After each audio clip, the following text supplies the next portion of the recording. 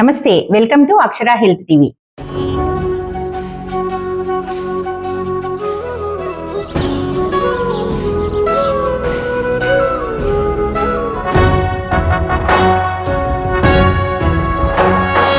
జయ జయ హే తెలంగాణ జననీ జయకేతనం, ముకోటి గొంతుకలు ఒక్కటైన చేతనం, తరతరాల చరిత గల తల్లి నీరాజనం, పద పదాన నీ పిల్లలు ప్రణమిల్లిన శుభ తరుణం. జయ తెలంగాణ, జయ జయ తెలంగాణ. జయ జయ హే తెలంగాణ ఈ పాట వినగానే అందశ్రీ గుర్తొస్తారు. ఆయన రాసిన ఈ గీతం తెలంగాణ ప్రజల గుండె చప్పుడు. కానీ ఇప్పుడు ఆయన గుండె ఆగిపోయింది. మన మధ్య ఆయన లేరు. ఆయన ఆకస్మిక మరణం ఆయన అందించిన సాహిత్యం కంటే పెద్ద సందేశాన్ని అందించింది. ఆరోగ్యాన్ని అశ్రద్ధ చేస్తే ప్రతిభ, పదవులు, కీర్తి అన్నీ వ్యర్థం. ఈ మధ్య సీనియర్ సిటిజన్ అయిన 64 ఏళ్ల అందశ్రీ మరణించడం ఏంటి అనిపిస్తుంది. అయితే జబ్బులకు పెద్ద వయసు కన్నా కూడా ఆరోగ్యం పట్ల మనం ఎంత శ్రద్ధ పెడుతున్నామనేదే ఇంపార్టెంట్. ఇక డాక్టర్ల మాటల్లో చెప్పాలంటే ఆయనకి హైపర్ టెన్షన్ అంటే బీపీ ప్రాబ్లం ఉంది. కానీ మందులు వేసుకోవడం మానేశారు. కొన్ని రోజులుగా అలసట, అట్లాగే ఛాతీలో బరువుగా ఉండటం, చెమట పట్టడం ఇట్లాంటి లక్షణాలన్నీ కనిపిస్తున్నా కూడా ఆయన వాటిని పెద్దగా పట్టించుకోలేదు. మనలో చాలా మంది ఇలాంటి పని చేస్తూ ఉంటాం. లక్షణాలు ఎన్నున్నా పట్టించుకుంటూ ఉన్నాం కదా. సో ఈ రోజు ఆయన్ని స్మరించుకుంటూ మనం ఒక ప్రశ్న వేసుకోవాలి. మన గుండె చెప్పే మాటలు నిజంగా మనం వింటున్నామా అని. మనందరం ఒక చిన్న తప్పు చేస్తుంటాం. బాగానే ఉన్నాను కదా, ఇంకా మందులు వేసుకోవడం ఎందుకు, తగ్గిపోయిందిలే అని అనుకుంటూ ఉంటాం. కానీ అదే క్షణం కొన్నిసార్లు జీవితానికి ఆఖరి క్షణం కావచ్చు.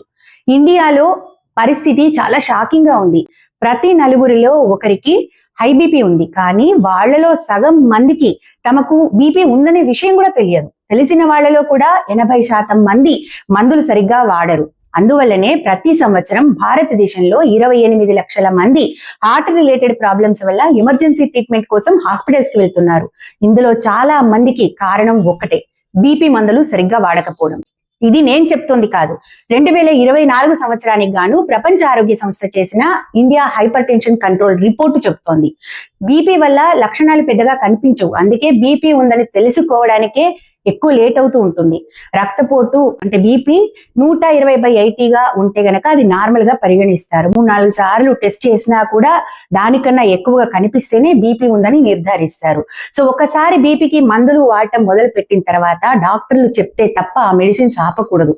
బీపీ కంట్రోల్లోనే ఉన్నట్టుగా కనిపించగానే తగ్గిపోయిందిలే బీపీ అని మందులు ఆపేస్తుంటారు. కానీ నిజానికి బీపీ మెడిసిన్స్ వేసుకోవడం వల్లనే అది కంట్రోల్లో ఉంటుంది.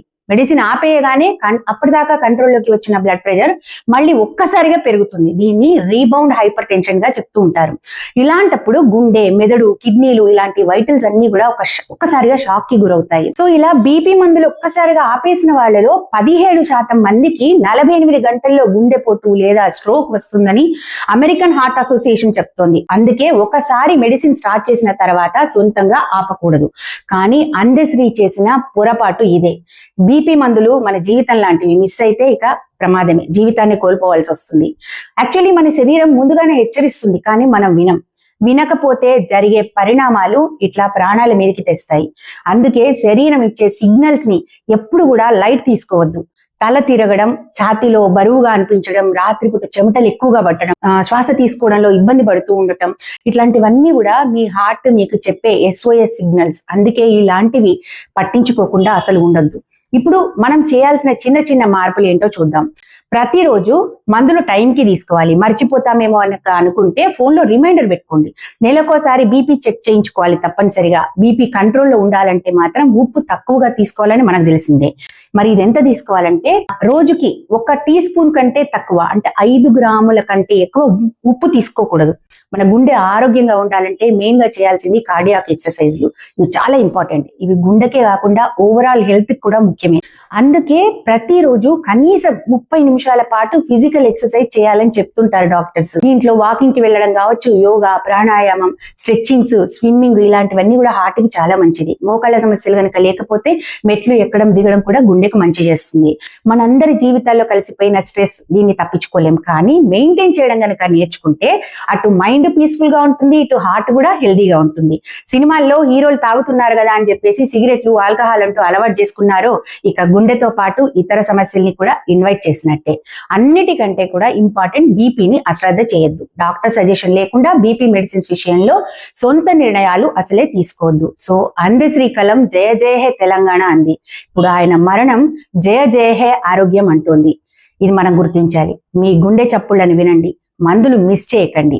సో సమయానికి మందులు, సరైన ఆహారం తీసుకోవడం, మనసు ప్రశాంతంగా ఉంచుకోవడం, ఇవే గుండెకు మనం ఇచ్చే అత్యుత్తమ గిఫ్ట్లు. సో ఈ వీడియో మీకు నచ్చినట్టయితే, మీకు ఉపయోగపడుతుంది అనుకుంటే కనుక లైక్ చేసి చాలా వీలైనంత ఎక్కువ మందికి షేర్ చేయండి. అండ్ ఛానల్ని అక్షర హెల్త్ టీవీని సబ్స్క్రైబ్ చేసుకోండి.